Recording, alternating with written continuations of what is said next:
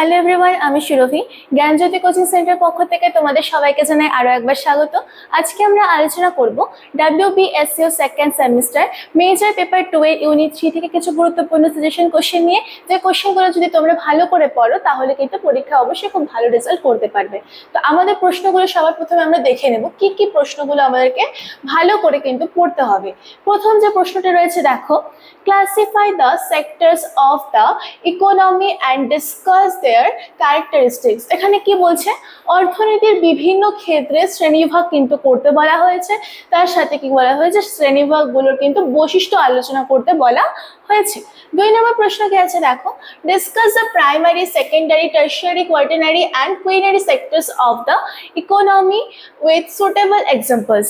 উপযুক্ত উদাহরণ সহ অর্থনীতির যে প্রাথমিক, দ্বিতীয়, তৃতীয়, চতুর্থ এবং পঞ্চম ক্ষেত্রগুলো রয়েছে সেগুলো কিন্তু উপযুক্ত উদাহরণ নিয়ে আলোচনা করতে বলা হয়েছে।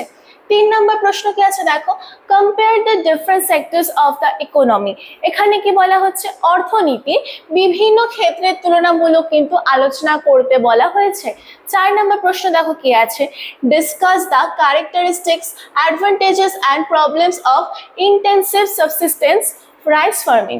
এখানে বলা হচ্ছে নিবিড় জীবিকা নির্ভর ধান চাষের যে বৈশিষ্ট্য, সুবিধা এবং সমস্যাগুলি রয়েছে সেগুলো কিন্তু আলোচনা করতে বলা হয়েছে। 5 নম্বর ইম্পর্টেন্ট প্রশ্ন কি আছে দেখে নাও, discuss the geographical conditions and characteristics of plantation agriculture with special reference to tea। এখানে বলা হচ্ছে যে চা চাষে বিশেষ উল্লেখ সহ বাগিচা কৃষির ভৌগোলিক পরিবেশ এবং যে বৈশিষ্ট্য রয়েছে সেগুলো কিন্তু আলোচনা করতে বলা হয়েছে। 6 নম্বর প্রশ্ন কি আছে দেখে নাও, compare intensive subsistence rice farming and plantation agriculture। নিবিড় জীবিকা নির্ভর ধান চাষ ও বাগিচা কৃষি তুলনামূলক কিন্তু আলোচনা করতে বলা হয়েছে। তারপরে 7 নম্বর প্রশ্ন কি আছে, define site and situation of rural settlements and discuss their importance। এখানে বলা হচ্ছে যে গ্রামীণ বসতি, সাইট এবং যে সিচুয়েশন রয়েছে এর সংজ্ঞা দাও এবং তাদের যে গুরুত্ব রয়েছে, সাইট এবং সিচুয়েশনের যে গুরুত্বটা রয়েছে বা ইম্পর্টেন্স রয়েছে সেটা কিন্তু আলোচনা করতে বলা হয়েছে। 8 নম্বর প্রশ্ন কি আছে দেখে নাও, discuss the different types of rural settlements. Rural settlements বলতে কিন্তু গ্রামীণ বসতি বোঝানো হচ্ছে। এই গ্রামীণ বসতি বিভিন্ন প্রকারভেদ অর্থাৎ টাইপস গুলো কিন্তু আলোচনা করতে বলা হয়েছে। তারপরে 9 নম্বর প্রশ্ন কি আছে, discuss the patterns of rural settlements with suitable example.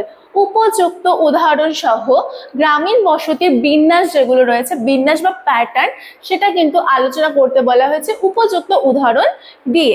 ঠিক আছে, তারপরে কি প্রশ্ন আছে দেখো 10 নম্বরে, explain the factors influencing the site, situation and patterns of rural settlements. এখানে বলা হচ্ছে যে গ্রামীণ বসতি, সাইট, সিচুয়েশন ও প্যাটার্নকে প্রভাবিতকারী যে কারণগুলি রয়েছে অর্থাৎ যে সাইট সিচুয়েশনগুলো রয়েছে সেগুলোকে হচ্ছে যে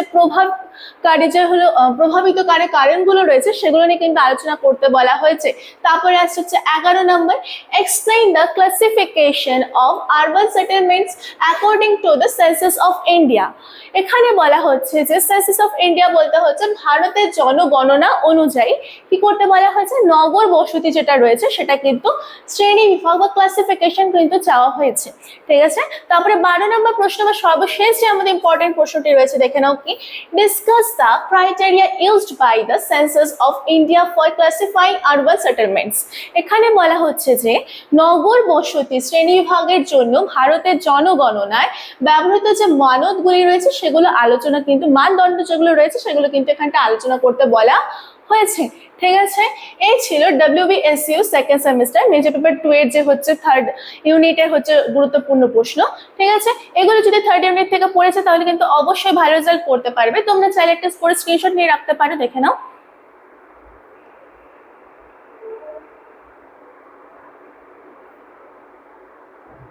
তো আশা করছি সবাই নিয়ে নিয়েছো। সবসময় একটি ছোট্ট ইনফরমেশন তোমাদের সাথে শেয়ার করে আছে। দেখো, তোমরা যা ভাবছো আমাদের সাথে যুক্ত হবে, স্ক্রিনের নিচে দেখবে দুটো নাম্বার দেওয়া আছে, যে কোনো একটি নাম্বারে কিন্তু তোমরা কল করে আমাদের সাথে যুক্ত হয়ে যেতে পারো। এই যে দেখো নাম্বারগুলো দেওয়া রয়েছে, ঠিক আছে। যারা তোমরা মেজর স্টুডেন্টস রয়েছে তাদের জন্য কোচিং রাখা হচ্ছে দেখো মাত্র 1199 করে, এবং যারা তোমরা মাইনর স্টুডেন্টস রয়েছে তাদের জন্য কোচিং রাখা হচ্ছে দেখো মাত্র 699 করে।